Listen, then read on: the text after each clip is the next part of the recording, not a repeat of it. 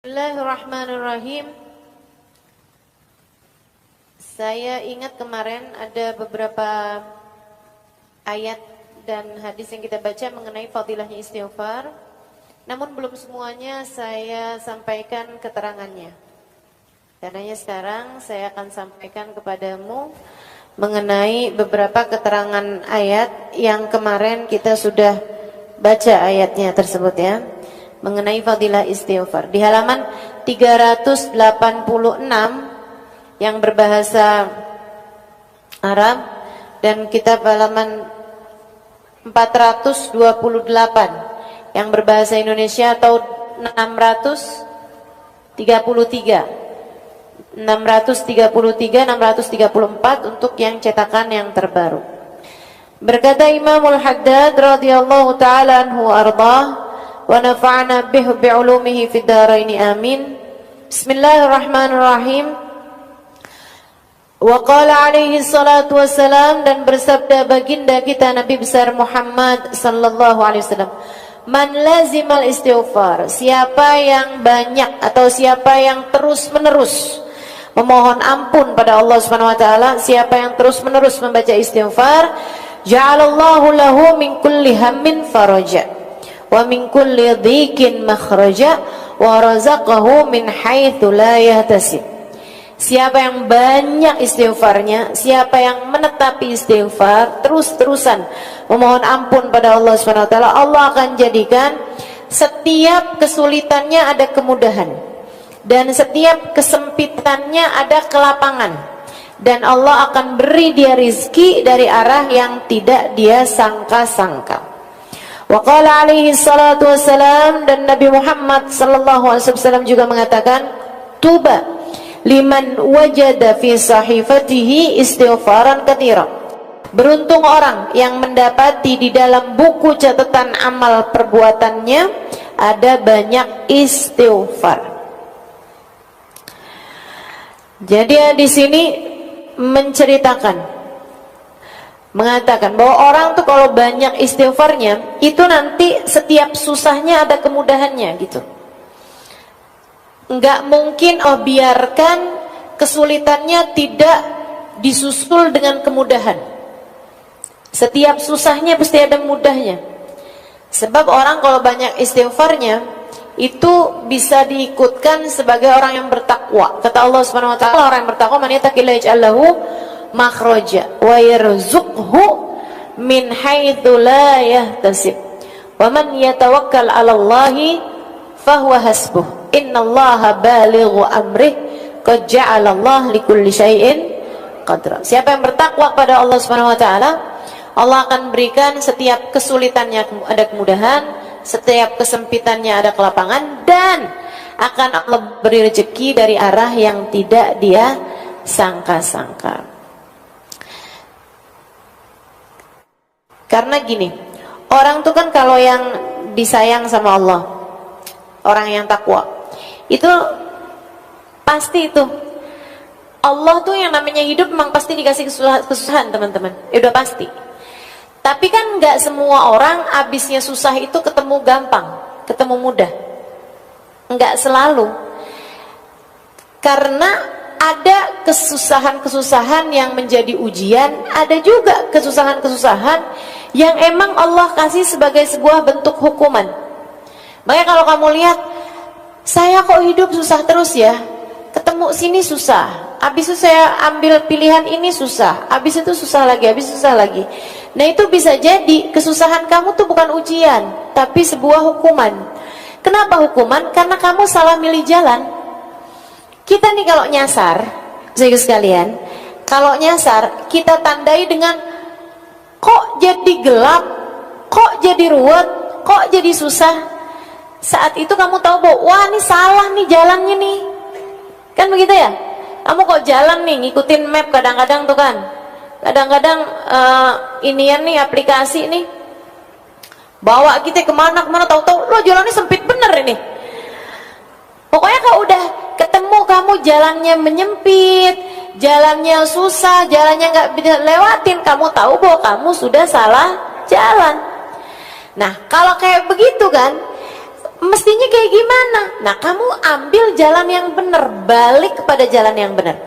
Kalau kamu ketemu jalan yang benar, mau awalnya susah, terus lama-lama kan ketemu yang, oh iya nih, udah lewat nih jalan susahnya, ada longgarnya gitu, ada mudahnya. Nah, itu berarti yang kemarin-kemarin saat lagi susah, itu artinya kamu sedang berada dalam ujian berupa kesusahan. Kan begitu? Nah, kalau ada orang habis susah, nempuh lagi jalan lebih susah lagi, ngambil lagi jalan lebih susah lagi, terus dia bilang, kok saya susah terus ini ya? Bisa jadi kamu itu, salah kamu adalah bahwa kamu tidak mengambil keputusan-keputusan yang baik, sehingga akhirnya salah-salah terus-terusan. Kau udah salah-salah terus-terusan, bisa jadi saat kesusahan kamu tidak sedang berada dalam ujian, melainkan kamu sedang berada dalam hukuman. Misalnya, ini kayak dari tadi, saudara ngomong apa sih? Nih, saya kasih contoh. Saya kasih contoh, teman-teman. Pacaran.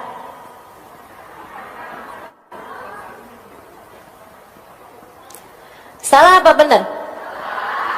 Salah. Tapi dia ikutin. Akhirnya, nauzubillah, hamil. Susah apa gampang? Tambah susah apa tambah gampang? Tambah susah. Kemudian punya anak. Akhirnya waktu lagi hamil itu karena waduh hamil nih, gimana nih? Ya udah deh, kawin. Kawinnya kan nggak punya pilihan. Kawinlah sama orang yang menghamili itu, kan begitu. Punya anak. Habisnya nikah, kemudian melahirkan. Tambah susah apa jadi gampang? Tambah susah. Ternyata anaknya begini begitu, ternyata akhirnya siang suaminya itu dengan perempuan lain, akhirnya kemudian berantakan kehidupannya, ininya juga rumah tangganya masih belum siap, ini itu segala macam. Akhirnya anak dititipin ke panti asuhan. Wah, pokoknya udah jadi ruwet semuanya, tambah kesana tambah ruwet, tambah belangkrak nggak jelas, teman-teman. Kenapa gitu? Karena pilihannya sejak awal adalah pilihan yang salah. Kalau udah kamu memutuskan, kalau kamu udah tahu jalannya itu nyasar, ya buruan putar balik. Putar balik itulah namanya taubat. Di saat putar balik nih, kamu nih nyari-nyari jalan yang baik, sambilan kamu yang nyesel, ya ampun, kayak gitu ya Allah, mudah-mudahan keburu nih masih nih. Itu namanya istighfar. Ibarat hidup tuh kayak lagi melakukan perjalanan kehidupan tuh kayak gitu. Makanya kenapa orang-orang yang kayak kita ini yang banyak bikin salahnya emang pantas banget untuk banyak minta ampunnya sama Allah Subhanahu wa taala. Kayak gitu. Suami memilih atau suami sedang terfitnah naksir sama perempuan lain. Itu susah apa gampang? Widih, langsung mau curhat, Suami lagi senang atau lagi terfitnah hatinya sehingga suka sama perempuan lain yang tentu saja tidak halal bagi dia, kan begitu? Kamu susah hatinya karena hal tersebut, kamu cemburu, kamu marah, kamu begini, kamu begitu. Ini nih kan ujian nih. Itu kayak lagi kalian berdua ini lagi pada mulai nyasar jalannya nih. Si suami nyasar jalannya, kamu juga lagi dibawa menuju ke jalan yang salah. Teman-teman sekalian, nah ini kamu bisa memutuskan untuk yang, oh kamu mau nyasar aja, ya udah kamu aja. Saya mah enggak. Ada perempuan-perempuan berkelas yang kayak begitu. Tapi enggak banyak, enggak sedikit juga yang mikirnya kayak gini. Oh, jadi begitu caranya. Oke. Emang kamu aja yang bisa selingkuh? Saya juga. Saya juga masih cukup laku kok. Mendadak langsung jilbabnya nggak tahu kemana, nyangkut kayaknya nih si jilbabnya. Habis itu kemudian mulai pakai pakaiannya yang terbuka. Nah ini kan namanya kan salah, nyasar, ikutan nyasar juga. Akhirnya kemudian beneran ada yang senang sama dia, ketemu sama laki-laki yang dia merasa bahwa ini adalah cara saya untuk balas dendam. Balas dendam sama siapa? Teman-teman saudaraku sekalian, suamimu sedang terfitnah, suamimu sedang nyasar jalannya. Masa kamu ngiri sama orang yang jalannya nyasar? Emang dia aja yang bisa nyasar jalannya, saya juga, masa gitu? Terus habis gitu kamu pun juga ikut menempuh jalan yang salah juga. Kemudian tambah banyak salahnya, suamimu terjebak dalam perzinaan, kamunya juga iya. Kemudian kehidupan kayak begitu, di saat ketemu nih, ketemunya cuma sama setan-setannya nih. Suami sama istri kalau udah kayak begitu tuh, itu setannya luar biasa banget. Kenal kan sama setannya, namanya siapa?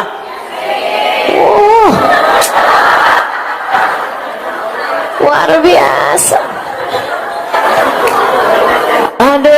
Aduh. Berantakan hidup teman-teman saudaraku sekalian. Berantakan. Jangan kayak begitu. Jangan, ya.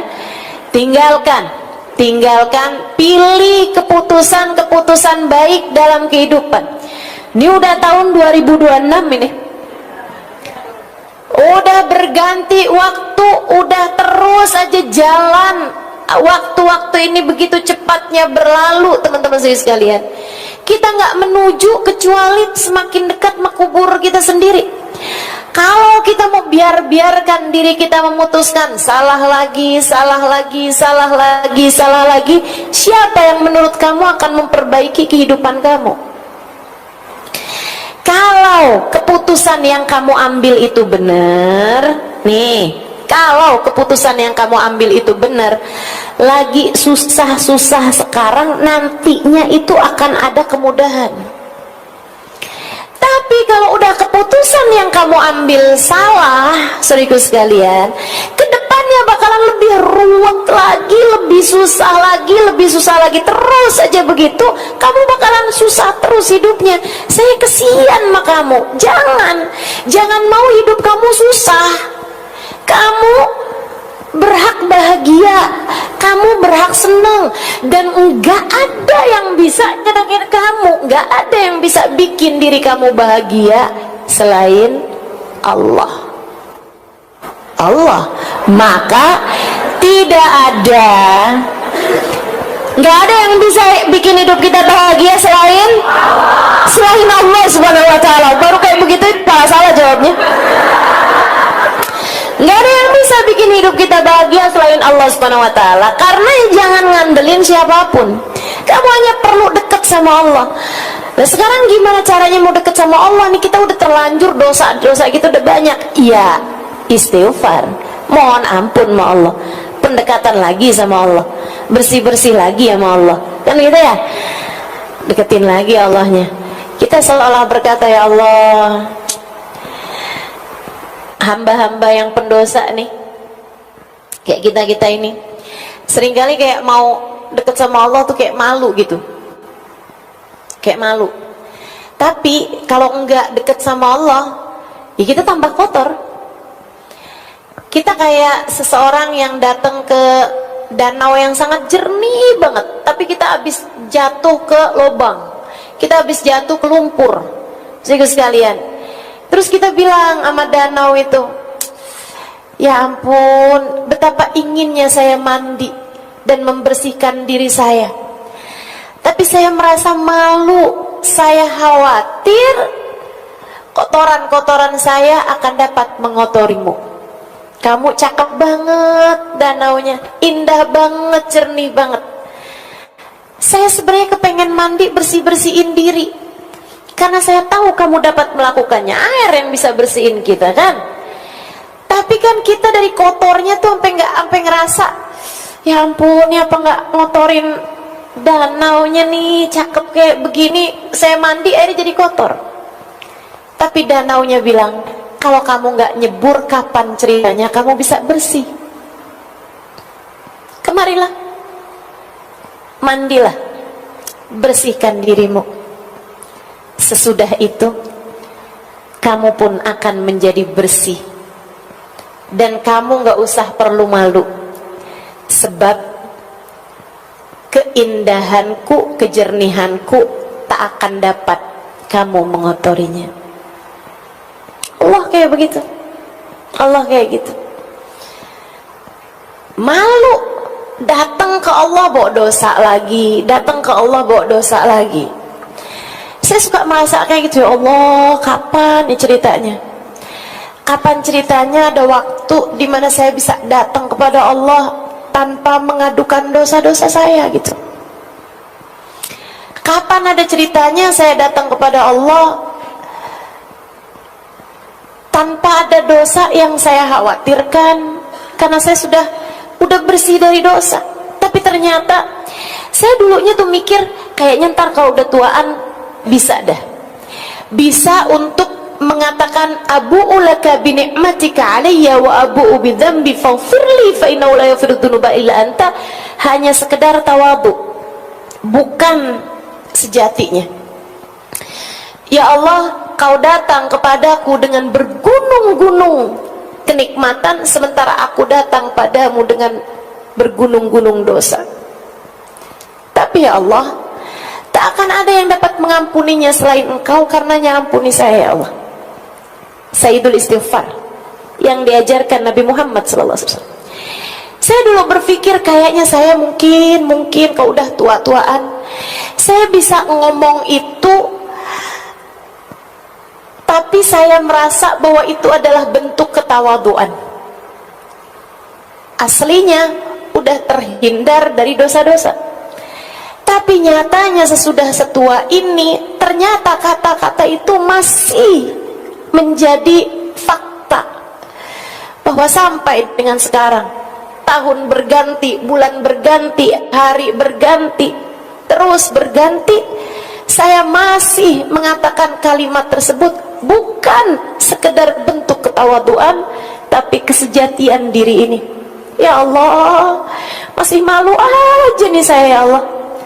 Ternyata masih bener aja nih ucapan, Engkau datang dengan bertubi-tubi kenikmatan, sementara aku masih terus-terusan datang dengan bergunung-gunung dosa.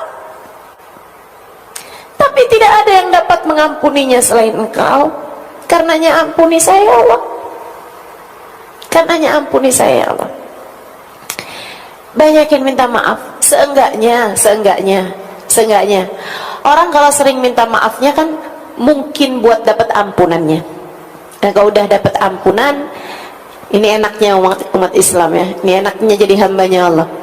Allah itu teman-teman, Allah itu, kamu punya 100 dosa, datang kepada Allah bertaubat, datang kepada Allah minta ampun, Allah lupakan 100 dosamu hanya karena satu datangmu padanya. Kalau orang kebalikannya, kita berbuat baik sama orang 100 kali, begitu kita berbuat salah, orang hanya akan ingat kesalahan kita. Kan begitu? Begitu. Sama orang tuh, orang nggak usah orang, kita juga kayak gitu. Kita ngelihat orang nih baik banget, satu hari kita dengerin aibnya dia, satu hari kita tahu kekurangan dia, satu hari kita tahu kesalahan dia, satu hari kita tahu dosa dia. Itu 100 kebaikan dia kayak hilang aja gitu, kehapus sama satu dosa yang dia perbuat tersebut. Bukan begitu? Ibu-ibu lihat suaminya kan kayak gitu, kebaikan dia sepanjang tahun kayak hilang hanya karena satu kesalahan yang dia perbuat, kan begitu? manusia kayak begitu teman-teman saya sekalian. Maka betapa indahnya betapa indahnya datang pada Allah Subhanahu wa taala. Betapa indahnya istighfar yang kita lakukan. Betapa pantasnya kita untuk minta ampun sama Allah Subhanahu wa taala. Pantas banget. Orang kayak kita ini nggak ada yang lebih pantas bagi kita selain minta ampun. Salahnya banyak, betul. Dosanya banyak, betul. Aibnya banyak, betul. Hatinya belum benar-benar juga, betul. Pikirannya masih salah-salah juga, betul. Niat kita masih nggak benar-benar juga, betul. Cara jaga hati kita masih segini-gini juga, betul. Akhlak kita masih berantakan juga, betul.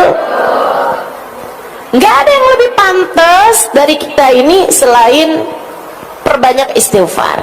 Maka mudah-mudahan orang nih kalau udah istighfarnya banyak, katanya Nabi Muhammad, Allah akan jadikan setiap kesusahan dia Allah susuli dengan kemudahan. Setiap permasalahan dalam hidupnya Allah akan kasih jalan keluarnya. Dan Allah akan kasih rezeki dari arah yang tidak disangka-sangka. Maka tetaplah memilih kebaikan dan tetaplah meminta ampun atas kesalahan dan dosa-dosa yang telah dilakukan, insya Allah. Dalam hadis yang lain Nabi Muhammad bilang, ini kan untuk urusan dunia nih, pokoknya semua kesusahannya bakal berjumpa kemudahan, semua permasalahannya akan berjumpa jalan keluar. Nah untuk akhirat, tuba liman wajada fi sahifatihi istighfaran katsira. Di akhirat nanti beruntung orang yang ketika buka buku kehidupannya, catatan amal perbuatannya, dia mendapati banyak istighfar di dalam catatan perbuatannya tersebut. Sehingga sekalian, ini bisa punya dua makna. Makna yang pertama, ya emang dia banyak istighfarnya. Dia banyak istighfarnya sehingga catatan istighfarnya banyak. Ada ribuan istighfar, tiap harinya dia baca. Ada permohonan ampun, tiap waktunya dia baca. Ada taubat dalam hatinya, ada penyesalan dalam jiwanya. Terus begitu, teman-teman saya sekalian, terus begitu. Dia ketika buka nih buku catatan amal perbuatannya, memang ada dosa, memang ada ibadah-ibadah yang kurang-kurang, tapi selagi istighfarnya banyak, Allah Subhanahu wa taala akan mengampuni dosa-dosanya dia dan akan menambal kekurangan-kekurangan dia dalam ibadah karena banyaknya istighfar yang telah dia lakukan. Oke, beruntung orang yang istighfarnya banyak. Beruntung orang yang di akhirat nanti ketika buka buku rapot istighfarnya banyak. Itu makna yang pertama. Makna yang kedua, teman-teman, kamu pernah dengar nggak hadis gini? Innallaha kullu man fis samawati wa ma fil ard yastaghfir li muallimin nasil khair. Sesungguhnya yang ada di langit dan yang ada di bumi dari makhluknya Allah Subhanahu wa taala memohonkan ampun untuk orang yang selalu mengajak orang lain berbuat kebaikan, untuk para pengajar-pengajar kebaikan, untuk para ustadz, para ustazah, para ulama yang selalu mengajak orang kepada kebaikan. Allah akan jadikan yang ada di alam semesta beristighfar baginya, hatta hitan fil bahr, sampai kepada ikan di lautan. Tapi Allah nggak sebut ikannya itu dengan bahasa samak. Ini salah satu dari hadis yang saya andalkan, teman-teman, yang saya harapkan,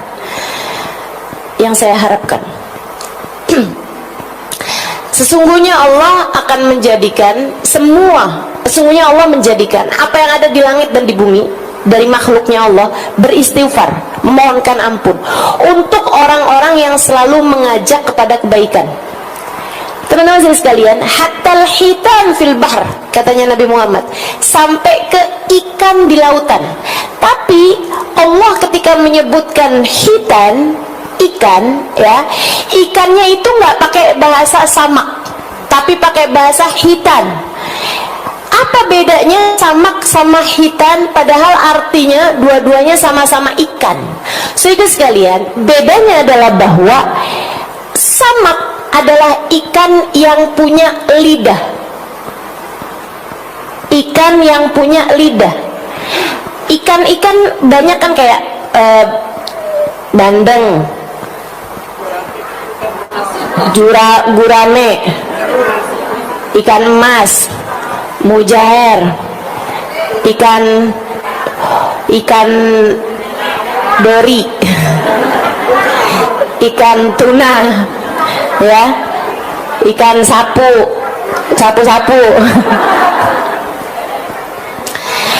Itu ikan-ikan yang punya lidah. Pernah ketemu nggak lidahnya ikan? Pernah. Pernah nggak kamu lihat lidahnya teri? Pernah lihat nggak lidahnya teri? Nggak pernah kan? Itu teri bahasanya nggak samak tapi hitan. Kamu pernah nggak lihat lidahnya cumi-cumi? Nggak tahu tuh lidahnya yang mana gitu kan? Kamu pernah nggak lihat lidahnya udang? Nggak tahu lidahnya yang mana tuh udang. Nah itu ikan-ikan yang kamu nggak bisa lihat lidahnya, itu namanya hitan. Nabi Muhammad nyebutin ampe ikan yang nggak punya lidah di lautan beristighfar buat orang yang mengajar kebaikan. Makanya tuh kalau keterima doakan keterima. Saya bakalan jadi orang yang dapetin dalam catatan amal ibadah saya istighfar yang banyak. Kaget saya, ini kayaknya bukan buku saya deh, ini kayaknya bukan rapot saya nih malaikat om. Ini kayaknya bukan punya saya deh nih. Kenapa gitu Alimah? Wah istighfarnya banyak banget, jutaan istighfar. Mana keburu saya?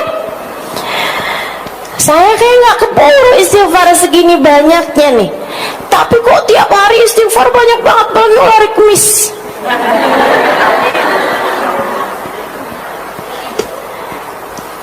Kalau keterima. Amin. Allah menjadikan semua yang ada di langit dan di bumi beristighfar buat orang yang ngajakin kebaikan. Nah ibu-ibu jangan sampai nggak kebagian.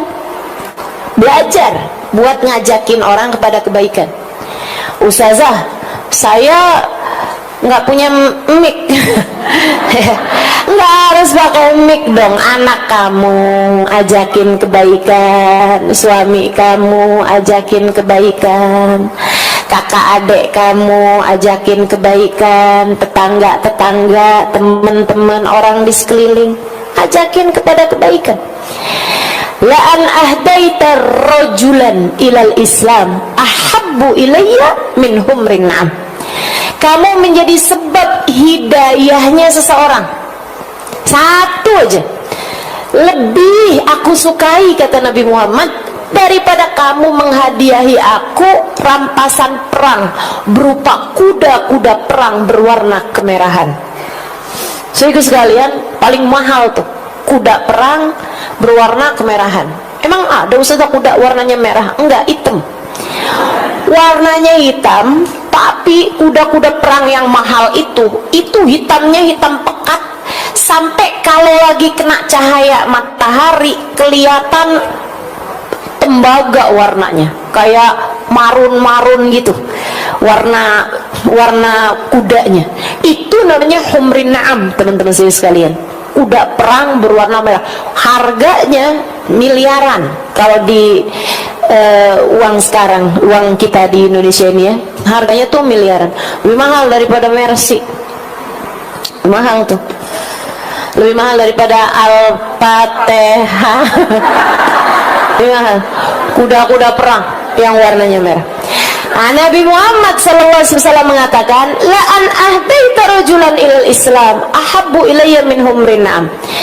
Kata Nabi, daripada kamu ngasih hadiah kuda perang berwarna merah, artinya daripada kamu melakukan sesuatu kayak bersedekah, ibarat katanya menghadiahkan sedekahnya itu buat Nabi Muhammad seharga miliaran rupiah gitu ya, misalnya gitu, kamu lebih nyenengin aku, kata Nabi Muhammad, jadi sebab hidayahnya seseorang.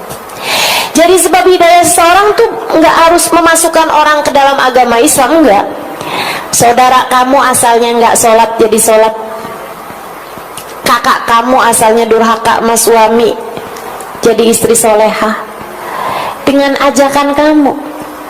Orang di sekeliling kamu yang asalnya buka-buka aurat kemudian menjadi menutup auratnya, kamu jadi sebab hidayahnya seseorang, itu yang akan menjadi Nabi Muhammad ridho, seneng, cinta sama kamu.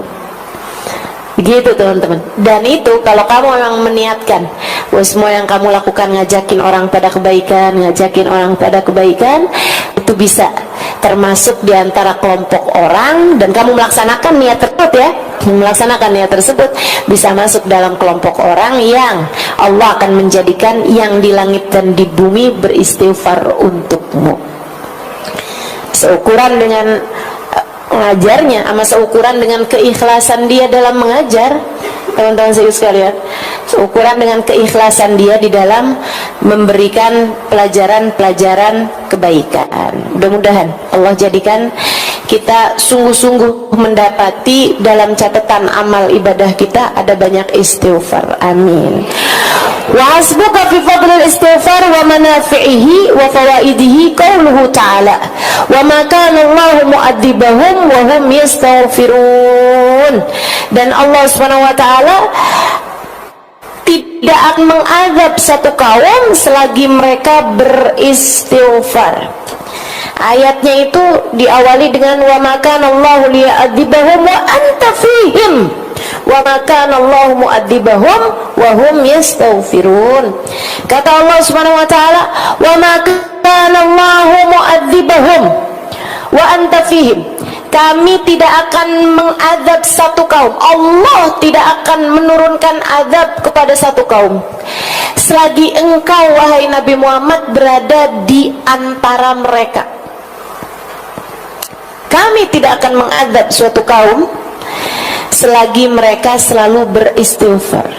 Waktu Nabi Muhammad meninggal dunia, ada banyak para sahabat menangisi ayat ini.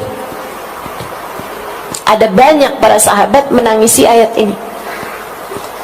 Mereka bilang, ya Allah, kita sekarang sudah kehilangan satu sebab terangkatnya azab, yaitu baginda Nabi Muhammad SAW. Kita harus menguatkan yang satu lagi, yaitu istighfar. Itu sebabnya wali-walinya Allah SWT, terutama di zaman-zaman akhir, mereka itu teman-teman saudaraku sekalian lebih memilih untuk diangkatnya azab dari umat dibandingkan dengan tampaknya karomah-karomah mereka. Mereka daripada kelihatan kekeramatannya, bisa ini bisa itu, mereka lebih memilih gak usah ya Allah, gak usah kau perlihatkan keramat kami kepada orang-orang, jadikanlah kemuliaan kami adalah terangkatnya azab kepada umat ini ya Allah. Sehingga sekalian yang saya muliakan, waktu Nabi Muhammad ada di atas muka bumi ini, muka bumi ini dari barat ke timurnya aman dari segala azab. Gak pernah ada ceritanya, gak pernah ada ceritanya turun azab semasa Nabi Muhammad ada di bumi. Kata guru saya Sayyidil Habib Umar bin Hafid, li ajlil ain qurratil Madinah, li ajlil ain qurratil Madinah, hanya agar menenangkan hati seseorang Allah mengangkat azab dari seluruh kota. Hanya agar tenang hati, tenang sepasang mata, hanya agar damai sepasang mata, Allah subhanahu wa ta'ala mengangkat azab dari seluruh penjuru bumi, hanya agar hati Nabi Muhammad tenang. Allah subhanahu wa ta'ala mengangkat azab dari seluruh penjuru bumi semasa hidupnya baginda kita Nabi besar Muhammad sallallahu alaihi wa alihi wasallam. Saudara sekalian, Sayyidah Aisyah meriwayatkan, Nabi Muhammad tuh kalau udah mendung nih, ya, Nabi kalau udah mendung kayak gini nih teman-teman, Nabi akan duduk di atas sejadahnya. Beliau beristighfar. Beliau berdoa sampai hujan air turun atau sampai mendungnya hilang. Ketika ditanya, kenapa ya Rasulullah? Nabi Muhammad menjawab, aku khawatir Allah murka kemudian menurunkan hujan api di atas kita. Aku khawatir Allah murka kemudian menurunkan hujan api di atas kita. Baginda kita Nabi besar Muhammad, wa maka Allahu mu'adzibahum wa anta fihim. Allah bilang, kami tidak akan menurunkan azab kepada siapapun wahai Nabi Muhammad selagi kamu ada di atas muka bumi. Keberadaan Nabi jagain bumi teman-teman, sampai wafatnya Nabi Muhammad sallallahu alaihi wasallam. Zamannya Sayyidina Umar bin Sayyidina Abu Bakar As-Siddiq, bumi damai, tenang, nggak pernah ada apa-apa. Sampai di masa kekhalifahan Sayyidina Umar bin Al-Khattab alaihi ridwanullah, satu waktu terjadi gempa.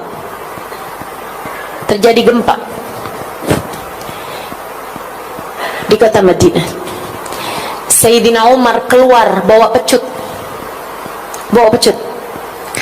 Kemudian dia hentakkan, dia pukulkan pecut tersebut, dibawa cambuk, dipukulkan cambuk itu ke atas bumi. Kemudian beliau bilang, ala a'dil fawqaka ya ardallah, ala a'dil fawqaka ya ardallah, bukankah aku telah adil di atasmu ini wahai buminya Allah? Bukankah saya telah adil di atasmu ini wahai bumi Allah? Langsung tenang, gempanya berhenti dan tidak pernah terjadi gempa lagi semasa hidupnya Sayyidina Umar bin Al-Khattab alaihi ridwanullah. Hamba-hamba tercinta di sisi Allah Subhanahu wa taala mengangkat bala dari umat.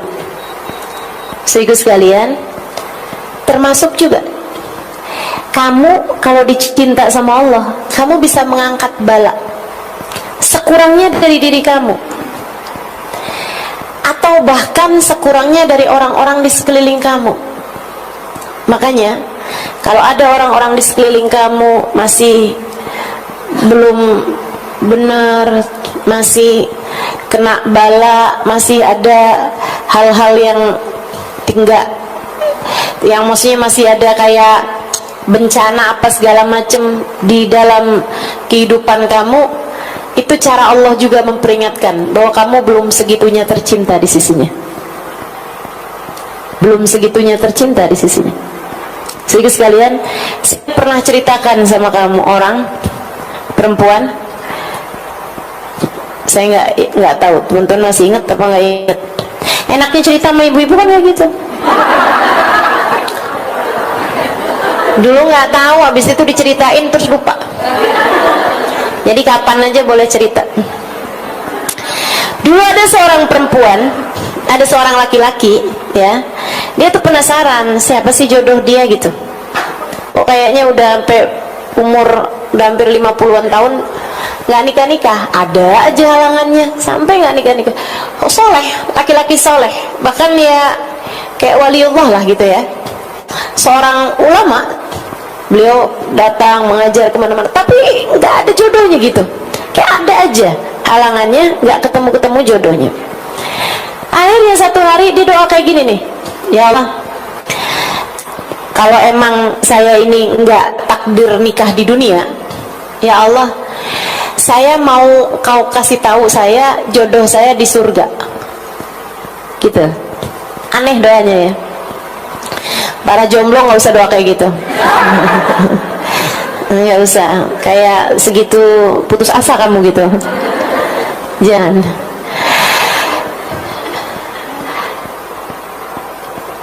Malam-malam hari dia mimpi diberitahu ini adalah istri kamu di surga gitu.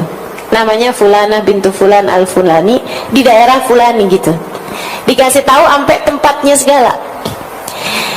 Dia pun ada ngajar, ada dakwah gitu ke daerah tersebut. Ya.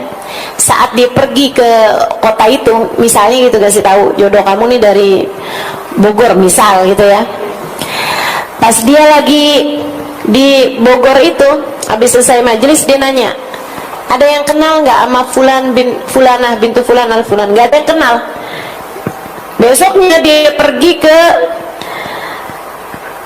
Jonggol misal, maksudnya tuh Bogor tapi yang dalamnya gitu, dalamnya lagi, kampungnya lagi gitu. Nah di sana dia nanya lagi gitu, habis selesai dia nanya, ada nggak yang kenal sama Fulana bintu Fulan al-Fulan? Habis selesai majelis ya, ada tuh pemuda, dia bilang saya kenal tapi ada ya Syekh nanyain tentang dia. Kenapa emangnya? Itu Syekh seorang perempuan penggembala kambing, tinggal di lereng gunung, lereng bukit, nggak punya tetangga, nggak punya apa-apa. Perempuan aneh yang kayaknya sebatang kara juga gitu. Kayak kita semua nggak ada yang tahu juga kehidupan dia kayak gimana, sebatang kara aja gitu di rumahnya dia gitu. Jarang-jarang komunikasi, kayak kholwat aja gitu sendirian di rumahnya. Oh, di mana rumahnya? Kasih tahu rumahnya, besoknya siang-siang gitu ya. Pergilah ke sana. Pergi ke sana kelihatan tuh atas satu lereng gunung ada satu rumah itu aja. Mau masuk ke dalam rumah, dia heran sama sebuah pemandangan. Apa itu? Ada serigala sama kambing lagi elus-elusan, lagi sayang-sayangan. Pikiran kamu jangan kotor, sayang-sayangan kayak ibu sama anaknya gitu, kayak ibu sama anaknya gitu kan sekali lihat tuh anak kambing kucing lagi dielus-elus sama emaknya kan itu tuh. Nah ya kayak gitu loh. Tapi ini serigala sama kambing, aneh banget kan dia ngeliat pemandangan itu. Akhirnya dia ketok pintu. Assalamualaikum ya Fulanah bintu Fulan al-Fulani, sebutin namanya. Gak ada jawaban. Assalamualaikum ya Fulanah bintu Fulan al-Fulani. Gak ada jawaban juga. 3 kali. Assalamualaikum warahmatullahi wabarakatuh ya Fulanah bintu Fulan al-Fulani. Dalam nyaut suara perempuan. Waalaikumsalam warahmatullahi wabarakatuh ya Fulan bin Fulan al-Fulani. Tahu juga dia. Yang datang siapa dia tahu. Warahmin inda babi, dan pergilah dari pintuku, bukan di sini tempat kita bertemu. Cie. Lain urusannya nih.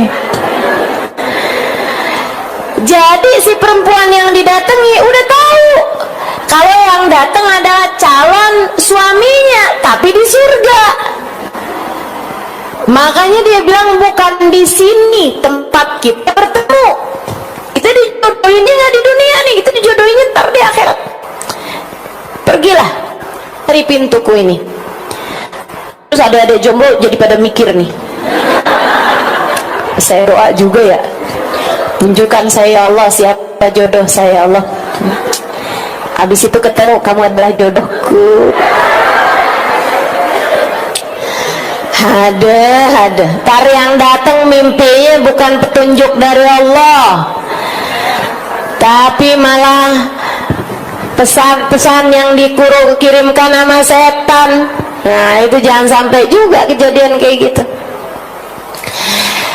Laki-laki tersebut menjawab, marhaba, baiklah, saya akan pergi dari pintumu. Memang bukan di sini tempat kita bertemu, tapi saya cuma mau nanya satu hal sama kamu. Udah terlanjur ke sini, saya harus dapat ilmu nih. Jadi seenggaknya datang untuk menuntut ilmu. Dia bilang, kalau boleh saya tahu, saya dapetin ada serigala saling sayang sama kambing. Kambingnya nggak kabur sama tuh serigala, serigalanya nggak nerekam tuh kambing. Kalau boleh saya tahu, apa yang membuat rahmat Allah segitu besarnya turun padamu sampai kambingnya dijaga sama Allah nggak kena agnya serigala? Ini gitu. Mestinya tuh untuk kambing ketemu sama serigala nih kan terekam, teman-teman. Dan itu kan bala, segede-gede bala buat kambing, ya kan?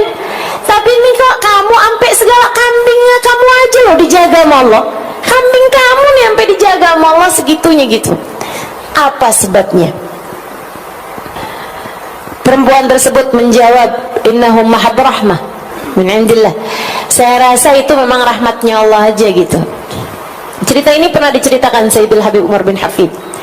Teman-teman saya sekalian, salah satu dari ilmu-ilmu yang berulang kali saya mendengarkannya dari Sayyidul Habib Umar bin Hafid dalam pelajaran-pelajaran beliau.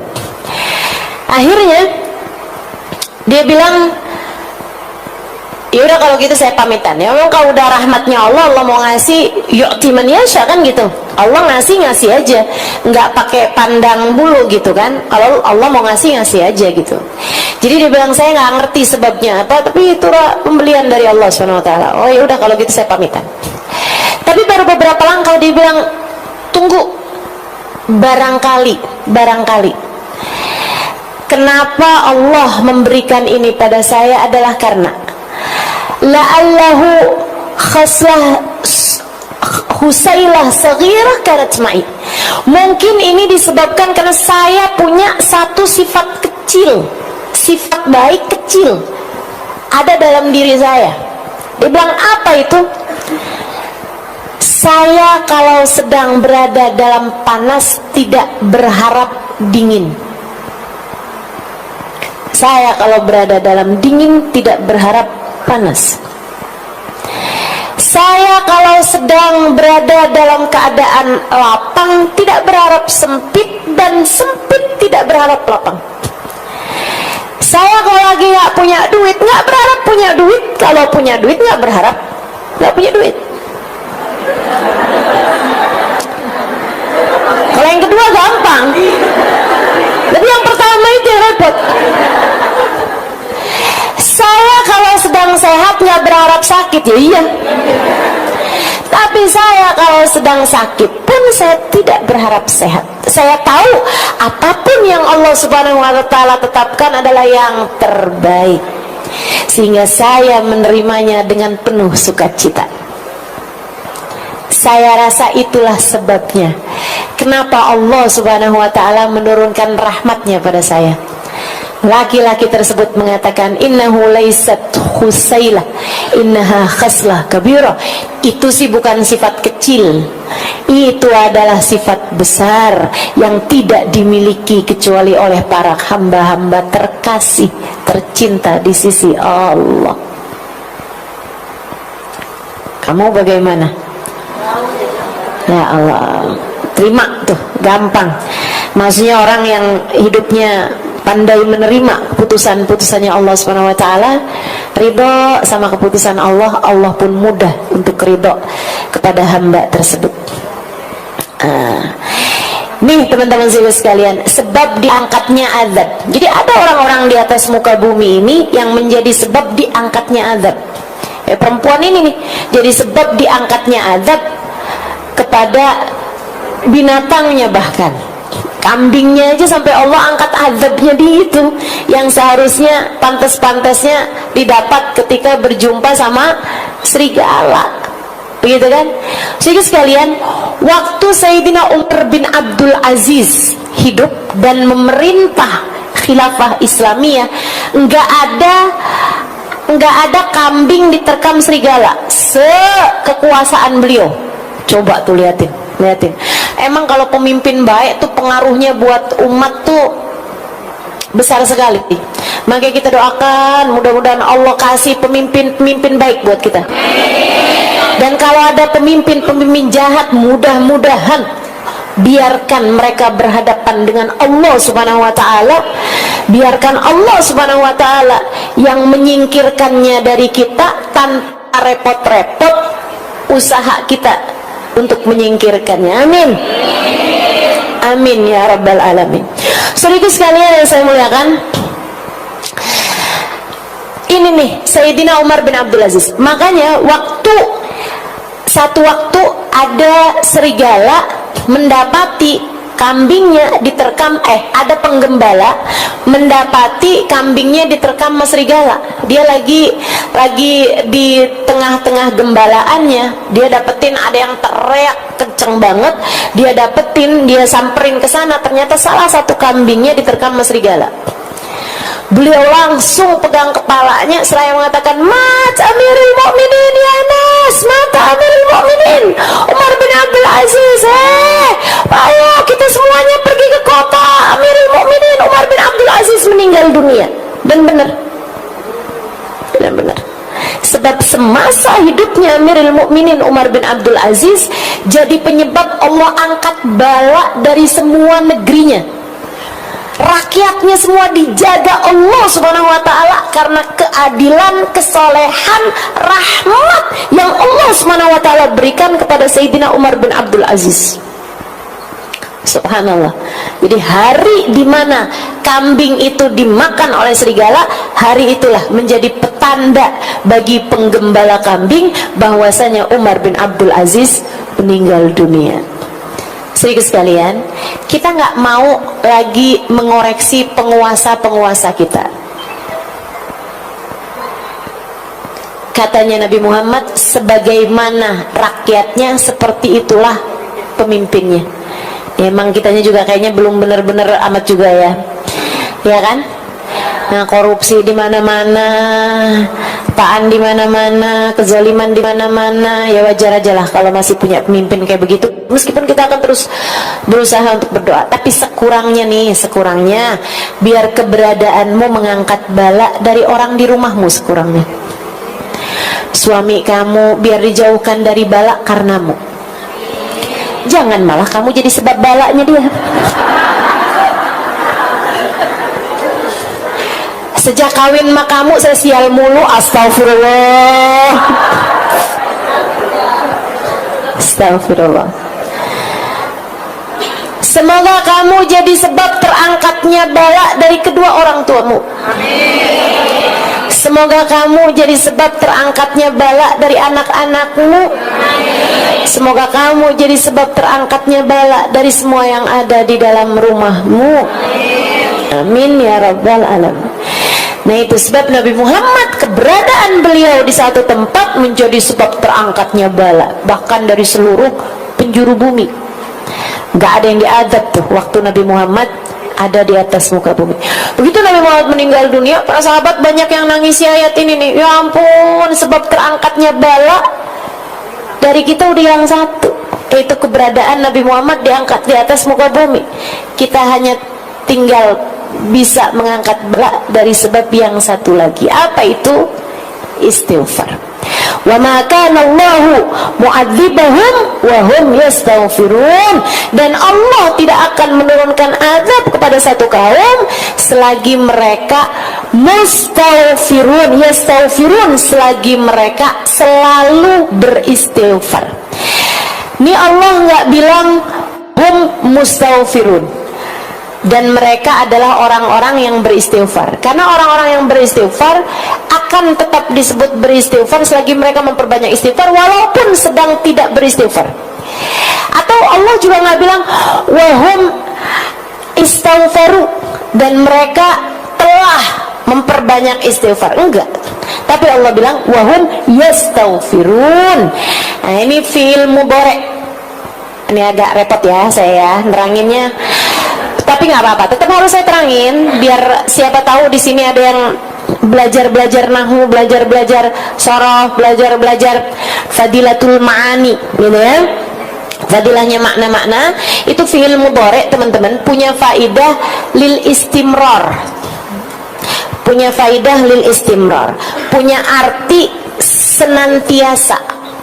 Makanya Allah ketika menceritakan bahwa Allah bersolawat kepada Nabi Muhammad nggak pakai fi'il madhi. Allah nggak bilang Allah, sungguhnya Allah dan segenap malaikatnya telah bersolawat, nggak gitu, tapi pakainya innallaha wa malaikatahu yusalluna 'alan nabi. Yusallun pakai fi'il mudhari', punya faidah sedang, senantiasa dan selalu. Ya, punya faedahnya salah satunya adalah dengan senantiasa, punya arti senantiasa. Artinya Allah tidak akan menurunkan azab kepada satu kaum selagi mereka selalu senantiasa beristighfar. Istighfar yang banyak biar Allah angkat adab dari dirimu, karena dosa-dosa ini pantas bikin kita diadab sama Allah. Mudah-mudahan Allah angkat adab dari kita ini teman-teman. Biar Allah angkat azab dari rumah tanggamu, biar jadi rumah tangga yang terjaga. Nah, itu mesti banyak istighfarnya, apalagi kita nih di bulan ini ya, bulan Rajab, emang bulannya istighfar teman-teman. Ini alhamdulillah walaupun tanpa rencana, tapi memang Allah SWT jadikan kita bahas urusan istighfar pada bulannya istighfar. Itu kayak Allah lagi mau bilang gitu, nah kurang apa nih? Kurang apa? Kalau enggak istighfarnya kamu perbanyak juga, mau nungguin apa lagi? Diajarin buat memperbanyak istighfar pada bulannya istighfar. Mudah-mudahan Allah anugerahkan pada kita kemampuan untuk mengamalkannya, hidayah dan taufik untuk dapat mengamalkannya, insyaallah. Amin ya rabbal. Wa qala ta'ala mukhbiran an nabihi Nuh alaihi salam. Dan juga fadilahnya istighfar banyak banget nih ucapannya Nabi Nuh alaihi salam dalam surat Nuh, dari ayat 10 sampai dengan ayat 12 di sini ya. Faqultu astaghfiru rabbakum innahu kana ghaffara yursilis samaa'a 'alaikum midrara yumditkum bi amwali wa banina wa yaj'al lakum jannatin wa yaj'al lakum anhara. Dan aku berkata kepada umatku, istaghfiru rabbakum, beristighfarlah kalian wahai umatku kepada Allah, mohon ampunlah kalian semuanya kepada Allah. Innahu kana ghaffara, sesungguhnya Allah adalah zat yang maha memberikan ampunan. Kamu harus beristighfar kepada Allah. Kenapa? Biar kamu diampunin. Itu sebab utamanya. Kamu punya banyak dosa, kamu perlu banyak ampunan, makanya beristighfarlah pada Allah Subhanahu wa taala. Mohon ampun sama Allah Subhanahu wa taala. Innahu kana ghaffar, Allah Maha Pengampun. Teman-teman saudaraku sekali, Habib Umar pernah dalam salah satu majelisnya membahas hal ini nih. Saya gak lama mikirin ini dan jadi sebab ketakutan sekaligus harapan.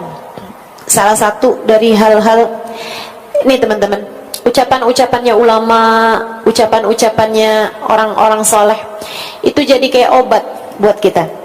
Ada seorang sahabat saya bilang, dia bilang subhanallah, memang ucapan orang soleh, ucapan ulama itu jadi kayak obat buat kita. Kita nih kadang-kadang kayak ibu-ibu nih, kayak nerima ilmu, asal jangan pakai penolakan ya. Asal kayak hati kamu tuh jangan ada keraguan-raguan terhadap apa yang saya ajarkan, gitu kan? Jangan sampai ada di hati kamu, sudah Halimah nih ngomong, saya ngomongnya doang. Emang ustadzanya sekarang udah kayak gimana sih?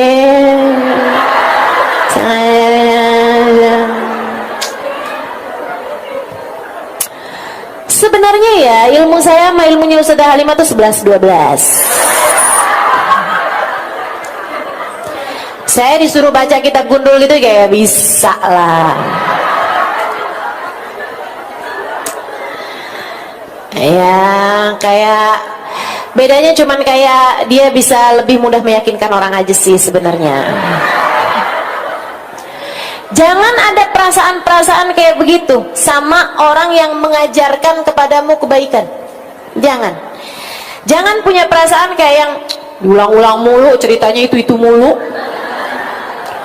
Ini ya Ustazah Halimah cerita yang ini nih kayak udah ke 579 lah.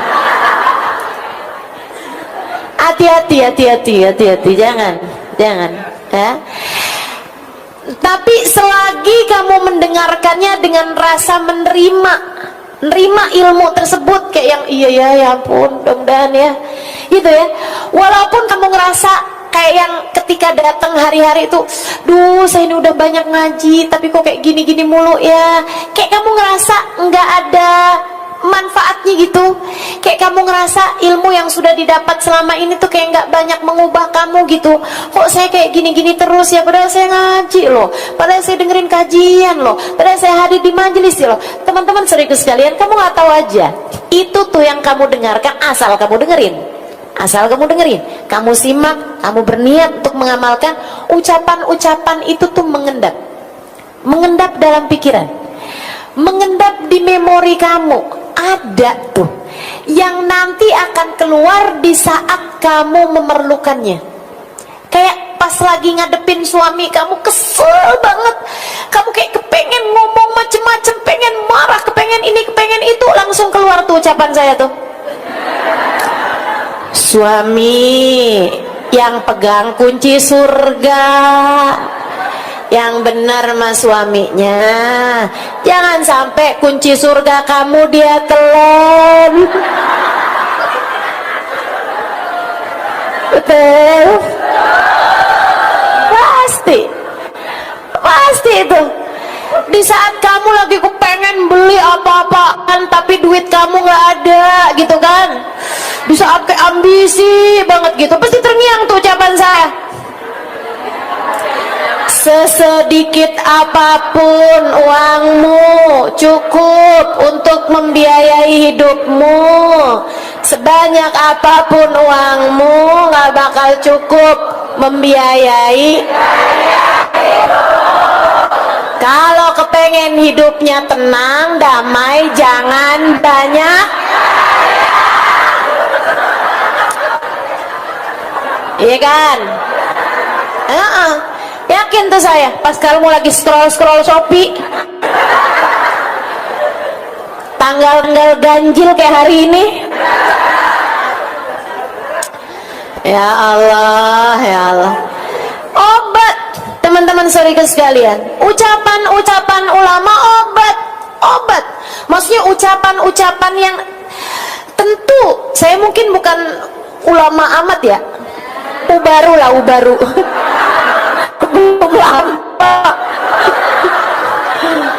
belum lama masuk baru.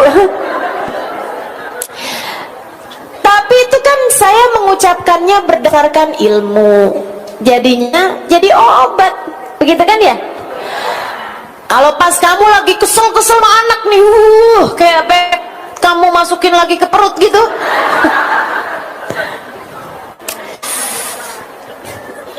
rasanya kayak udah marah banget, kesel banget gitu.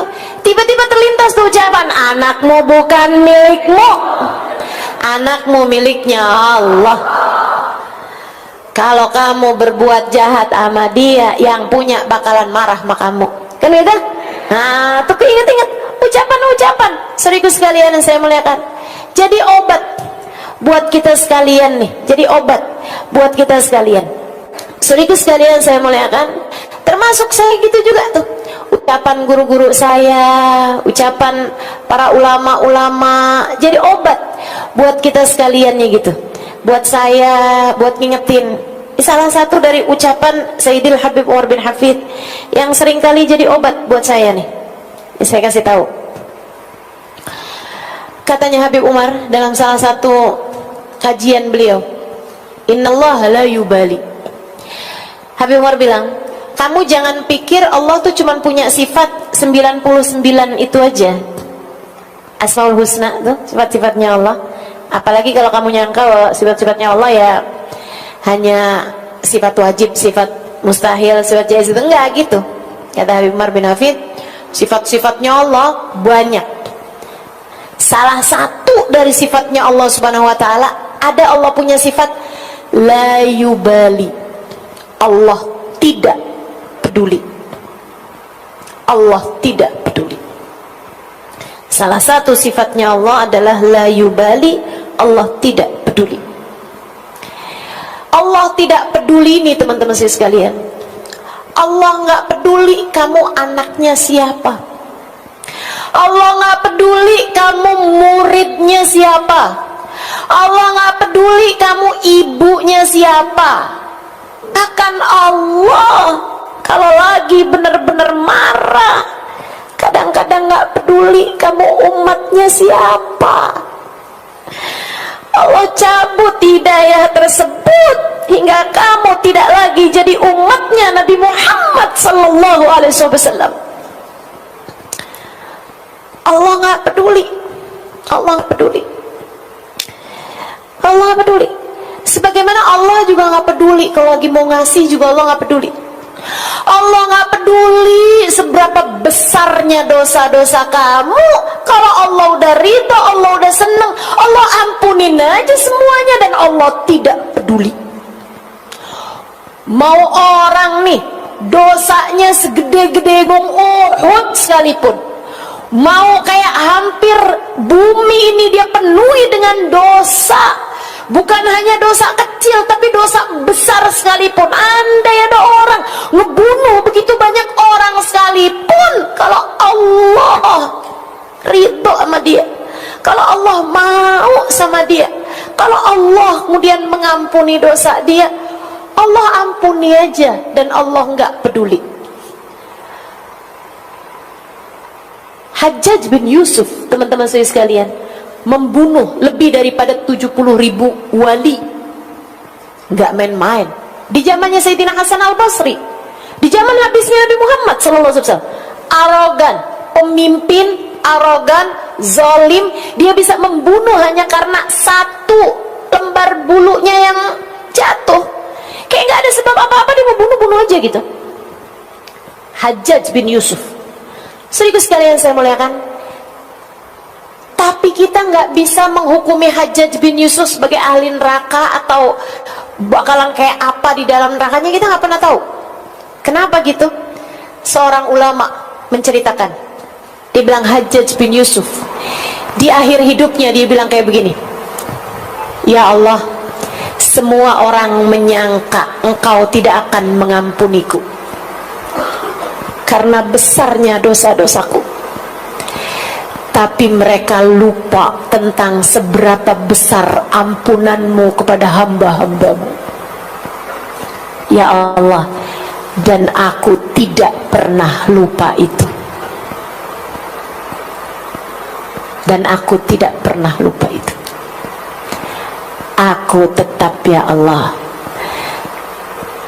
aku tetap punya keyakinan bahwa seperti apapun besarnya dosa-dosaku, engkau begitu mudah memaafkanku, maka ampunilah aku ya Allah. Dan itu jadi ucapan terakhirnya Hajjaj bin Yusuf sebelum meninggalnya. Kita nggak tahu apa akhirnya keputusan Allah SWT buat Hajjaj bin Yusuf. Tapi teman-teman saudaraku sekalian, ini ngajarin kepada kita bahwa andai pun Hajjaj bin Yusuf dosanya sampai udah kayak begitu, kalau Allah Subhanahu wa taala mau mengampuni, yang lain bisa apa? Yang lain bisa apa? Andai dosa kita udah kayak dosanya Hajjaj bin Yusuf sekalipun gitu, dan alhamdulillah kita kan nggak pernah bunuh orang seenggaknya. Paling nyamuk yang kita bunuh, ya kan?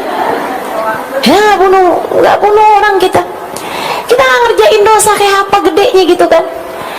Teman-teman Teman-teman sekalian, asalkan kamu sungguh-sungguh minta kepada Allah SWT ampunan, mungkin banget dosa kamu itu diampuni sama Allah SWT, mungkin banget. Maka jangan pernah putus asa dengan seberapapun besarnya dosamu. Dek, kak, nak, bu, nek, semua aja, siapapun kamu yang mendengarkan ucapan saya, jangan pernah putus asa dari besarnya dosa-dosamu.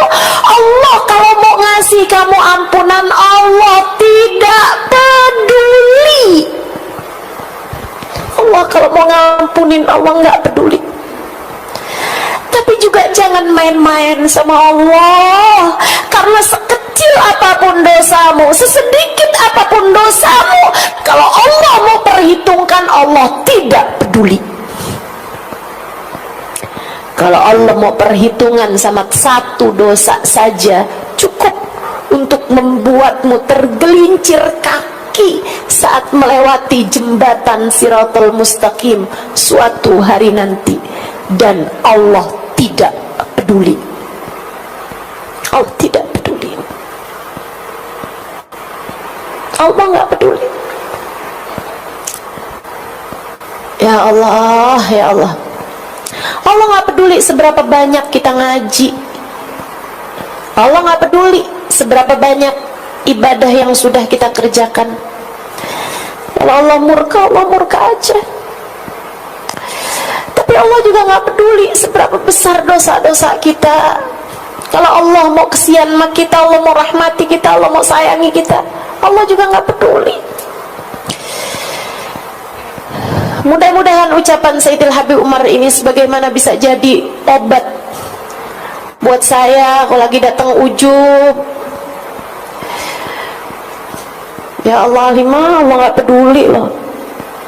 Seberapa besar kamu udah ngajar, seberapa banyak kamu udah pergi kemana-mana, kalau Allah nggak peduli, Allah nggak peduli aja. Jadi obat mudah-mudahan penyakit kita. Jadi obat juga kalau kita lagi kayak putus asa, orang kayak saya gitu, ngarepin begini, ngarepin begitu. Orang kayak kita dosanya banyak, tapi kita ngarepin ntar di akhirat ketemu sama Nabi Muhammad, kira ada nggak pantas gitu. Tapi kan Allah nggak peduli. Tapi Allah nggak peduli. Mudah-mudahan Allah tidak peduli kepada dosa-dosa kita, aib-aib kita, buruknya akhlak kita. Semoga Allah tetap berkenan untuk memberi kepada kita. Amin ya rabbal alamin.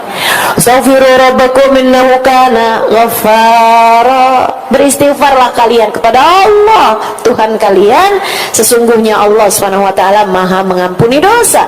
Yursilis sama alaikum midrara. Allah bisa banget nurunin hujan dengan sangat deras di saat musim kemarau tiba. Kalau kalian lagi musim kemarau, kemudian lama nggak turun-turun hujan, ya Allah gimana nih Allah, gimana nih Allah? Astaghfirullah, minta ampun sama Allah SWT biar Allah turunkan hujan. Nah kayak kita juga, kita berharap bukan hujan air udah banyak ya. Kita minta sama Allah SWT hujan berkah, hujan rahmat, hujan ampunan, hujan hidayah, hujan hadiah-hadiah dari Allah Subhanahu wa Ta'ala. Semoga diturunkan kepada kita insyaallah sepanjang tahun ini, insyaallah penuh dengan fujaatil khair, penuh dengan hadiah-hadiah yang menyenangkan, penuh dengan kejutan-kejutan indah dari Allah Subhanahu wa Ta'ala buat kita sekalian insyaallah. Amin ya rabbal alamin. Yumditkum bi amwal. Allah karuniakan anak-anak, Allah karuniakan harta kepada kalian, Allah karuniakan anak-anak kepada kalian yang saleh-salehah. Wa ja'alakum jannat. Allah berikan kepada kalian jannatin, kebun-kebun, semuanya pada buah-buahannya, tumbuh bunga-bungaannya yang indah. Wa yaj'alakum anhara. Allah alirkan sungai-sungai yang indah untuk kalian semuanya. Artinya kedamaian, keindahan bisa dengan mudah Allah Subhanahu wa Ta'ala berikan kepada kita selagi kita senantiasa memohon ampunan kepadanya. Insya Allah. Terus tuh sering-sering minta ampun sama Allah Subhanahu wa taala. Sering-sering minta ampun sama Allah Subhanahu wa taala. Habis salat kita bilang astagfirullah, astagfirullah, astagfirullah. Dikit-dikit astagfirullah, ya Allah ampuni, ya Allah ampuni, ya Allah ampuni.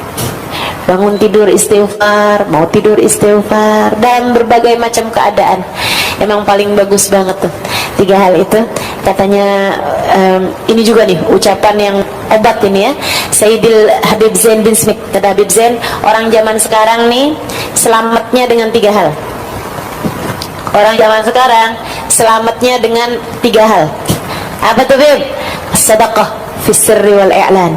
Banyakin sedekah, baik sedekah yang rahasia ataupun sedekah yang terang-terangan ya. Banyakin sedekah, itu sedekah ngangkatin bala, bisa jadi sebab keselamatan kita. Kemudian yang kedua, kathratul istighfar. Banyakin istighfar, banyakin istighfar. Kasratus sadaqah fis sirri wal i'lan, kasratus sadaqah fis sirri wal i'lan. Kemudian lagi yang keduanya tadi kathratul istighfar, banyakin istighfar. Dan yang ketiganya kathratus salah ala Nabil Mukhtar, perbanyak membaca salawat pada baginda Nabi besar Muhammad sallallahu alaihi wasallam. 3 hal tersebut kalau kamu perhatikan jalan hidup kamu nih, 3 hal ini insyaallah banyak kemungkinan selamatnya hidup kita di atas muka bumi ini. Mudah-mudahan bisa diamalkan, amin ya rabbal alamin. Wassallallahu ala sayyidina Muhammadin wa ala sallam. Alhamdulillahirabbil alamin. Bulan Sya'ban. Nah, ini ya, kita di bulan Rajab banyak istighfar. Pokoknya terus aja tuh kerjain tuh yang habis subuh sama habis maghrib. Kemudian lagi yang hari-hari kita juga perbanyak minta ampun sama Allah. Di majelis-majelis belakangan ini juga saya sering membahasnya masalah perbanyak istighfar dan taubat pada Allah Subhanahu wa taala. Minta ampun sama Allah Subhanahu wa taala. Lagi kumpul-kumpul banyak orang, banyakin minta ampun sama Allah. Kamu juga habis selesai sholat malam, minta ampun sama Allah buat kamu, buat orang-orang di rumah kamu, buat keluarga kamu, buat sahabat-sahabat, buat semua umat Islam. Doain biar semuanya pada diangkat semua sama Allah Subhanahu wa taala, diampuni dosa-dosanya insyaallah, amin ya rabbal alamin. Dan karena nanti masuk bulan Sya'ban, teman-teman saya sekalian, bulan Sya'ban itu katanya Sayyidul Habib Zain bin Smith, Habib Zain mengibaratkannya sama pengantin ya. Kata Habib Zain, ini kayak ibarat pengantin tuh bulan Rajab, bulan bersih-bersih, bulan mandi, bulan cakep-cakepin diri deh, bulan bersih-bersihin kotoran-kotoran, daki-daki ini semua nih, keringet-keringet ya. Nah, kalau kita mau jadi pengantin tuh kan ada namanya di spa, di sauna, di tangas, di lulur, di ratus, di apaan aja tuh kan, buat katanya biar keringetnya, daki-dakinya pada keluar, begitu kan ya, buat bersih-bersihin badan, dimandiin, pakai bunga berapa macam rupa, kayak sabun berapa macam inian gitu kan, wangi-wangiin, dibersih-bersihin kan begitu. Nah, kalau masuk bulan Sya'ban, syahrut tahalli. Jadi bulan Rajab syahrut takhalli, bulan bersih-bersih, bulan ngosong-ngosongin dari dosa-dosa, bulan nyapu-nyapu, bulan nyapu-nyapu, ngangkatin sampah-sampah. Itu pada bulan Rajab. Teman-teman sekalian, sebulan, mudah-mudahan jadi bulan yang cukup untuk Allah Subhanahu wa taala melihat kesungguh-sungguhan kita dalam mohon ampun pada Allah Subhanahu wa taala. Kemudian masuk bulan Sya'ban, syahrut tahalli, bulan berhias. Bulan Rajab bulan berhias, bulan Sya'ban bulan berhias. Ibarat pengantin, kamu udah mulai tuh pilih-pilih bajunya yang mau dipakai, gitu kan? Mulai hias-hias, mau nyari muak, kan itu ya? Nyari sendalnya, nyari sepatunya, nyari ininya, nyari hiasan-hiasan rumahnya. Kita berhias-hias nih, mulai nih ngecat temboknya rumah kita, mulai ngecat, bagus-bagusin kamar, mulai berhias-hias. Kita di bulan Sya'ban. Nanti bulan suci Ramadan, bulan mulai naik ke pelaminan. Bulan kamu bersanding dengan Allah Subhanahu wa taala. Karenanya yang enggak bersih-bersih di bulan Rajab kayak orang jadi pengantin tapi baru habis jatuh ke lumpur. Jangankan pasanganmu, ama satpam aja kamu udah diusir dari gedungnya. Siapa nih? Lumpur semua di badannya, terus mau naik ke pelaminan, ya nggak bisa, teman-teman sekalian, nggak keterima. Makanya kalau kamu ngerasain, kenapa ya ini bulan Ramadan loh ini, tapi kok saya malah ngerjain dosa, tapi kok saya susah mau ibadahnya, kayak berat banget nih saya ngerjain ibadah di bulan suci Ramadan. Itu teman-teman, karena kamu nggak cukup persiapannya. Rejebnya nggak benar. Makanya guru saya Kiai Haji Maimun Zubair, beliau bilang, liatin orang kalau bagus rejebnya bakalan bagus Ramadannya. Orang kalau bagus Ramadannya bakalan bagus 11 bulan sesudahnya. Makanya kamu kalau kepengen benerin nih sepanjang tahun nih bakalan bener mulai nih dari bulan Rejeb ini nih. Kamu benerin diri di bulan Rejab, ntar bener bulan Ramadannya. Kalau bulan Ramadannya bener, Ramadan ila Ramadan kafarah lima bainahuma.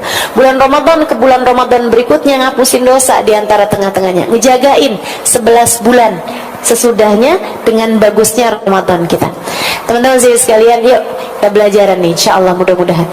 Bulan Rajab istighfar, taubat, minta ampun sama Allah Subhanahu wa taala, bersih-bersih dari segala dosa, ninggalin dosa, minta maaf sama orang-orang yang pernah kita zalimi nih di bulan Rajab. Nanti masuk bulan Sya'ban, bulan kita berhias. Maksudnya gimana Ustazah? Bu, Kak, Dek, Nak, berhias pakai apa? Sebenarnya bukan pakai apa, tapi pakai siapa? Hiasan semesta, bahjatud dunia wazinatuha, keindahan semesta dan hiasan terindah di semesta bernama Sayyiduna Muhammad. Sayyiduna Muhammad. Kamu pengen berhias, menghiasi diri kamu biar cantik, biar patut, biar pantas, biar enak dilihat sama Allah Subhanahu wa taala. Kamu mesti miripin diri kamu sama Nabi Muhammad sallallahu alaihi wasallam. Kamu mesti deketin diri kamu sama Nabi Muhammad sallallahu alaihi wasallam. Bulan Sya'ban, bulan kamu mendekat kepada baginda Nabi besar Muhammad sallallahu alaihi wasallam. Deketin Nabi. Gimana caranya deketin Nabi? Praktekkan Nabi dalam dirimu. Maksudnya gimana Ustazah? Akhlaknya coba pakai dalam akhlakmu. Akhlaknya Nabi memaafkan, belajar buat mudah maafin orang. Akhlaknya Nabi gak marah walaupun ada orang berbuat kayak gimana sama beliau. Belajar buat gak gampang marah, belajar buat gak gampang tersinggung. Pakai akhlak Nabi dalam diri kamu. Pakai sunnah-sunnah Nabi dalam dirimu. Nabi Muhammad salah satu sunnahnya mudah tersenyum. Ini hal kecil kayaknya, tapi nggak kecil. Kalau kamu ketika melakukannya, niat kamu memiripkan diri kamu sama Nabi Muhammad, sehingga senyum kamu nggak pakai tanggal. Sama suami senyumnya nggak pakai tanggal, nggak pakai abis ngelihat angka di transferan kamu baru bisa senyum, nggak pakai gitu. Karena senyum kamu nggak terkait sama yang itu, senyum kamu terkait sama baginda Nabi besar Muhammad sallallahu alaihi wasallam yang telah mensunnahkan tersenyum kepada kita sekalian. Kata para sahabat, faqad ra'ayna ma ra'ayna ahadan. Saya udah perhatiin semua orang, saya nggak pernah lihat ada orang senyumnya lebih banyak dan lebih indah daripada baginda Nabi besar Muhammad sallallahu alaihi wasallam. Nggak ketemu orang senyumnya lebih manis daripada Nabi Muhammad. Nggak ketemu orang senyumnya lebih sering, lebih banyak daripada baginda Nabi Muhammad sallallahu alaihi wasallam. Teman-teman saya sekalian, kita mungkin nggak bisa nyontoh manisnya senyumnya Nabi. Emang mukanya emang udah manis kan Nabi? Kita ini kan emang udah segini-gininya gitu kan. Tapi sekurangnya kita bisa nyontoh seringnya senyumnya Nabi, banyaknya senyumnya Nabi Muhammad. Belajar buat sering senyum. Bulan Sya'ban, ya sebelum itu juga kita udah latihan duluan ya kan begitu ya. Nah nih kita menyambut bulan Sya'ban dengan belajar sedikit demi sedikit sunnah Nabi kita praktekkan. Senyum sama anak-anak kita, senyum sama suami kita, senyum sama saudara-saudari kita. Saudara sekalian, Nabi Muhammad bilang, apabila dua orang bertemu salaman, turun 70 rahmat kepada dua orang tersebut. Ketemu ucap salam, salaman gitu ya. Syaratnya laki-laki sama laki-laki, perempuan sama perempuan gitu kan. Jangan kamu salah-salahkan inian saya ini ya, kajian saya. Itu teman-teman saudara sekalian, kata Nabi Muhammad turun 70 rahmat untuk keduanya. Sahabat nanya, baginya gimana tuh Rasul? Separoh-separoh? Kata Nabi enggak, 69 buat yang paling banyak senyum di antara keduanya. Jadi kamu kalau udah salaman sama orang, kamu udah senyum, dia nggak balas senyum, jangan sedih, kamu malah bersyukur. Alhamdulillah 69 rahmat, saya borong semuanya, saya borong semuanya. Senyum, ibtisamak ala wajhi akikal mu'min, sedekah. Senyummu di wajah seorang mukmin bernilai sedekah, kata baginda kita Nabi besar Muhammad sallallahu alaihi wasallam. Dan lebih daripada itu semuanya teman-teman saya sekalian, berhias dengan Nabi Muhammad adalah dengan memperbanyak berselawat kepada baginda kita Nabi besar Muhammad. Makanya bulan Sya'ban para ulama menyebutnya sebagai Syahrus Salah ala Nabil Mukhtar, yaitu bulannya kita bersolawat kepada Nabi Muhammad sallallahu alaihi wasallam, biar juga ngepasin ucapannya Nabi Muhammad, wa Sya'ban syahri, Sya'ban adalah bulanku, dan ngepasin juga fakta bahwasanya firman Allah Subhanahu wa taala yang berbunyi, a'udzubillahi minasyaitonirrajim, bismillahirrahmanirrahim, innallaha wa malaikatahu ya ayyuhalladzina amanu wasallimu taslima. Firman tersebut turun pada bulan Sya'ban. Maka bulan Sya'ban, bulannya kita mendekat kepada Nabi Muhammad dengan kita melaksanakan sunnah-sunnahnya Nabi, dengan kita belajar mempraktekkan akhlaknya Nabi dalam kehidupan, dan juga dengan kita memperbanyak bersolawat kepada Nabi besar Muhammad sallallahu alaihi wasallam. Lebih lagi kita mengajak orang kepada kebaikan, sebab kan caranya bikin Nabi Muhammad senang adalah dengan kita mengajak orang kepada kebaikan. La an ahdaita rajulan ilal Islam ahabbu ilayya min humrin na'am. Kamu menjadi sebab hidayah seseorang, satu orang aja lebih aku sukai, kata Nabi Muhammad, daripada kamu menghadiahi aku kuda-kuda perang berwarna merah, harta rampasan berupa kuda perang berwarna merah. Nah ini mudah-mudahan kita dapat mengamalkannya insya Allah, sehingga masuk bulan suci Ramadan kita udah pantas bersanding, sehingga ketika masuk bulan suci Ramadan, saat kita puasa, Allah memandang kita dengan cinta. Saat kita buka puasa, Allah mengabulkan doa-doa kita. Saat kita terawih, Allah menerima semua amal ibadah kita. Saat kita baca Al-Quran, Allah memandang kita dengan pandangan kasih sayang. Indah Ramadan untuk orang-orang yang masuk Ramadan dalam keadaan penuh kesiapan, yaitu dengan bersihin diri di bulan Rajab, berhias diri pada bulan Sya'ban. Rabbana zalamna anfusana wa illam taghfir lana wa tarhamna lanakunanna minal khasirin. Rabbana atina fid dunya hasanah wa fil akhirati hasanah wa qina adzabannar. Fadhi subhana rabbika rabbil izzati amma yasifun wa salamun alal mursalin walhamdulillahi rabbil membebaskan diri sakit hati. Nah, ini tema kita hari ini, membebaskan diri dari penyakit hati. Bu, karena yang berpenyakit ini bukan cuman badan. Kita disebut manusia karena punya badan dan juga punya hati. Dan yang bisa kena sakit bukan cuman badan kita, Bu. Badan kalau sakit ujungnya cuman mati. Dan mati itu nggak pakai sakit, semua orang juga emang pasti. Orang hidup belum tentu sempat sekolah. Orang hidup belum tentu sempat nikah. Orang hidup belum tentu habis nikah dapat anak. Orang hidup muda belum tentu sampai tua. Tapi yang pasti semua orang hidup pasti merasakan mati. Badan tuh seapa-apanya sakit. Kalau sakit badan ujungnya cuman mati.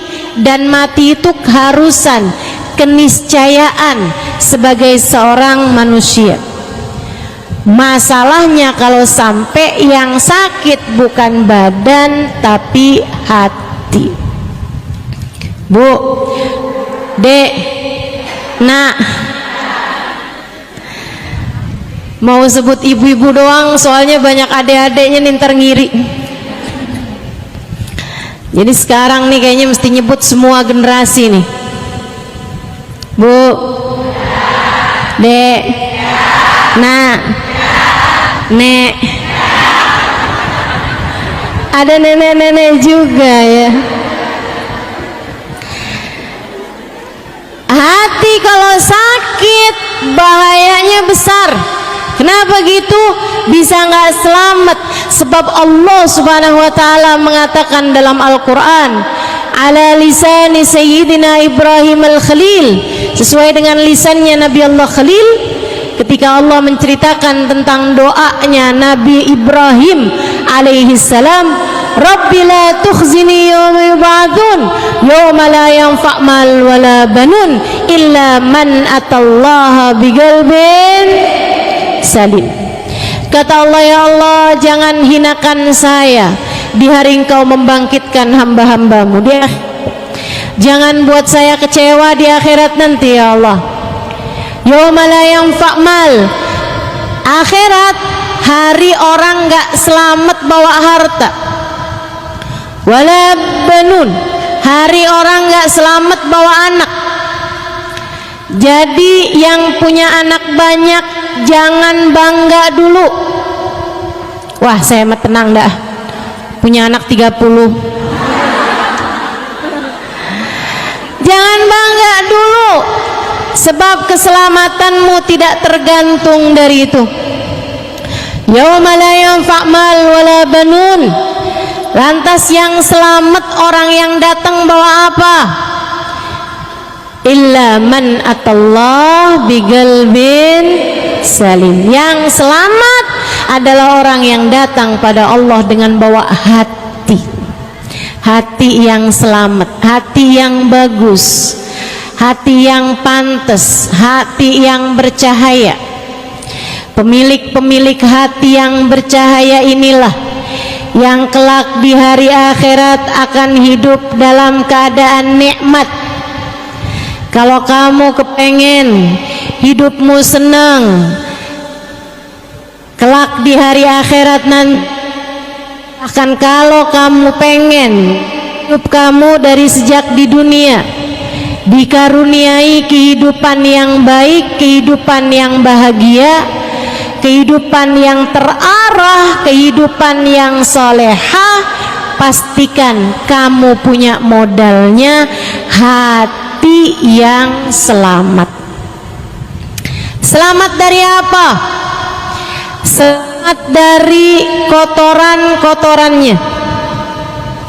Selamat dari penyakit-penyakitnya. Selamat dari kegelapan-kegelapannya. Apa kotorannya hati? kotorannya hati adalah dosa. Kata Nabi Muhammad alaihi salatu wassalam, "Idza adnabal abd nakat fi qalbihi nuqtah sauda, fa in istaghfar wa taba musih wa illa." Kata Nabi Muhammad, seseorang apabila mengerjakan dosa, maka tertorehlah di lantai hatinya, di ruang hatinya, satu titik hitam. Kalau dia bertaubat, dia beristighfar, dia mohon ampun kembali kepada Allah, dihapus titik hitamnya. Kalau enggak, titik hitam terus ada. Bikin dosa lagi, titik hitam lagi. Bikin dosa lagi, titik hitam lagi, sampai hatinya penuh dengan kotoran-kotorannya, hingga hatinya menjadi gelap, tak lagi bercahaya. Nanti kalau hati udah banyak kotoran-kotorannya, hatinya jadi berpenyakit. Penyakitnya hati apa aja? Banyak. Imamul Haddad dalam kitabnya menyebutkan penyakit-penyakit hati paling berbahaya. Kata beliau, salah satu dari penyakit hati paling berbahaya namanya kibr, kesombongan. Kesombongan ini merupakan penyakit hati yang sangat berbahaya. Lawannya sombong adalah tawadhu. Sombong merasa diri lebih baik daripada orang lain. Saya sih duduk di belakang, tapi nih ya, kalau orang tahu siapa saya, pasti saya bakal didudukin di depan.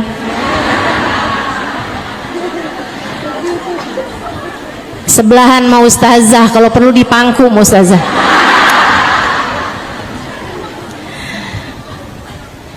Nah ini nih, merasa diri lebih baik gitu. Ada orang yang duduk di depan tapi merasa dirinya